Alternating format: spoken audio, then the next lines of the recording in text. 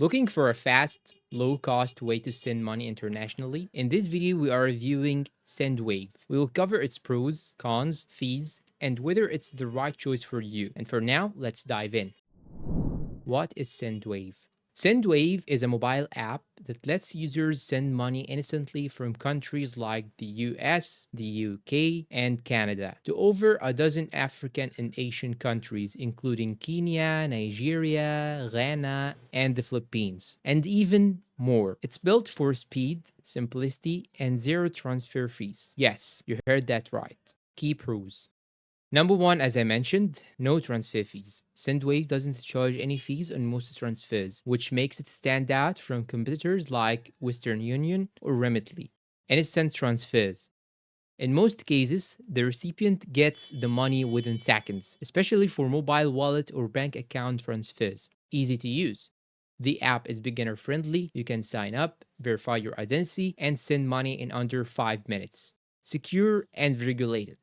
Sendwave is regulated by financial authorities like the FCA in the UK and FinCEN in the US, offering strong protection for your funds. The cons. As we all know, nothing is perfect. And because it has some advantages, it may have some disadvantages. And number one is the limited sending and receiving countries. You can only send from a few countries, and the list of receiving countries is also limited. For example, you cannot send money to India or China. Number two, no web access. Sendwave is mobile only. That means no desktop version, which can be a downside if you prefer larger screens. Exchange rate markup. While there are no fees, in fact, Sendwave adds a small markup to the exchange rate. It's still competitive, but it is not the real mid-market rate. Fees and exchange rates. Now, Sendwave's biggest selling point is zero transfer fees, but they make money by offering a slight lower exchange rate than the market rate. For example, if the official rate is $1 equals 150 KES, Sendwave might offer $1 equaling 147 KES. Still, when you compare that to apps with both fees and bad rates, Sendwave often comes out cheaper. Final verdict.